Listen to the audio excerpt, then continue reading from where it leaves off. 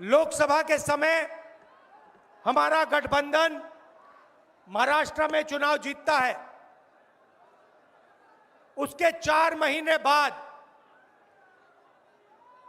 उसी महाराष्ट्र में बीजेपी का गठबंधन स्वीप करता है, चुनाव जीतता है। हमने थोड़ी सी इंक्वायरी की, पता लगा कि लोकसभा चुनाव के बाद इलेक्शन कमीशन ने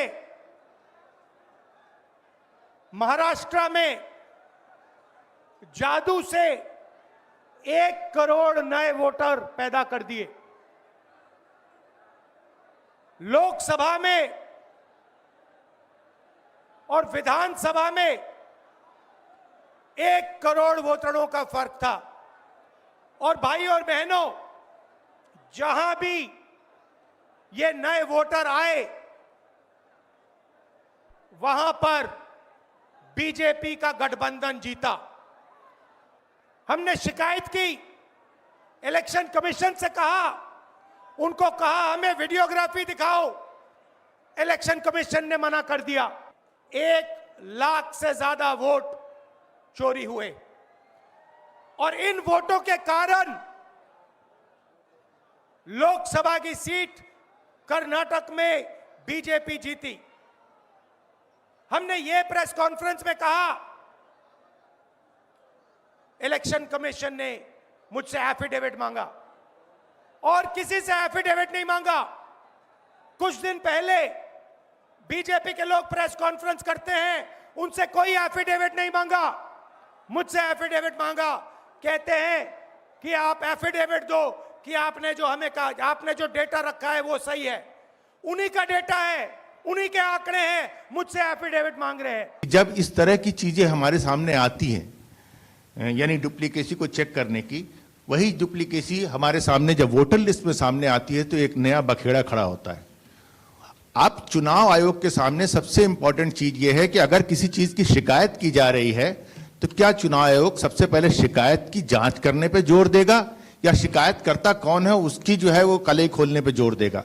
ये एक ऐसी सवाल, एक कॉन्स्टिट्यूशनल इंस्टीट्यूशन पे इस तरह का दाग भी लगना अपने आप में शर्मनाक है।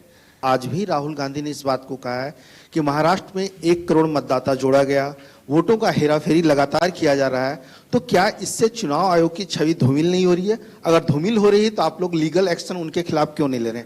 शिकायत के ऊपर जांच क्यों नहीं होती? इस सवाल का जवाब भी देना बनता है। अगर मीडिया में किसी एक व्यक्ति के बारे में शिकायत आ जाए तो चुनाव आयोग कहता है कि नियम में तो नहीं है लेकिन कर लेनी चाहिए। वो सीईओ को बोलता है, या सीईओ कई बार चीफ इलेक्टोरल ऑफिसर स्वतः संज्ञान ले लेते हैं, डीएम स्वतः संज्ञान ले लेते हैं और जांच कर लेते हैं।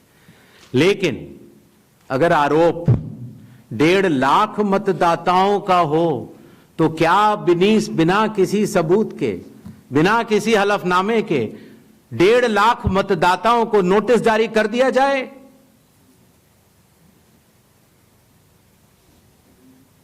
क्या यह न्याय संगत होगा? कानून में न प्रावधान है, न कोई शपथ पत्र है, न कोई एविडेंस है, न कोई सबूत है।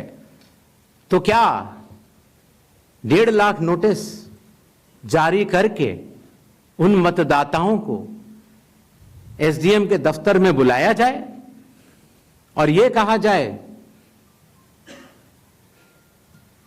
कि आप फर्जी हैं?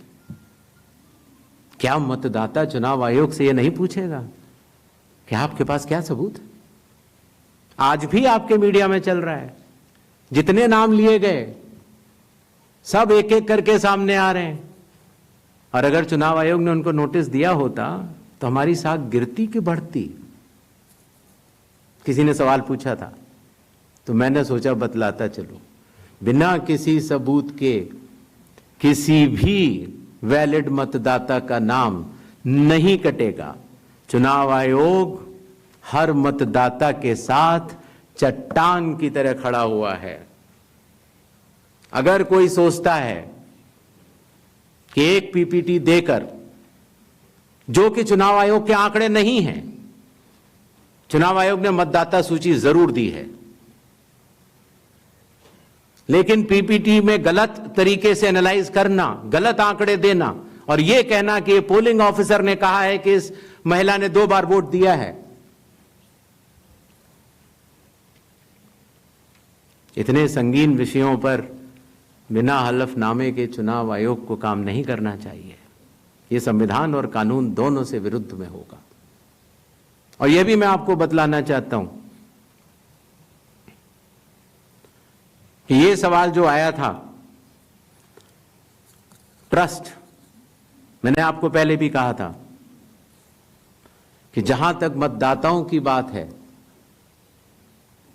हिंदुस्तान में 60% से ज्यादा वोटिंग होती है। जो दुनिया के बड़े बड़े जनतंत्र जिसके लिए सोच सकते हैं, दुनिया का सबसे बड़ा जनतंत्र है भारत। दुनिया का सबसे बड़ी मतदाता सूची हमारे पास है, लगभग 90 करोड़ से 100 करोड़ के बीच में।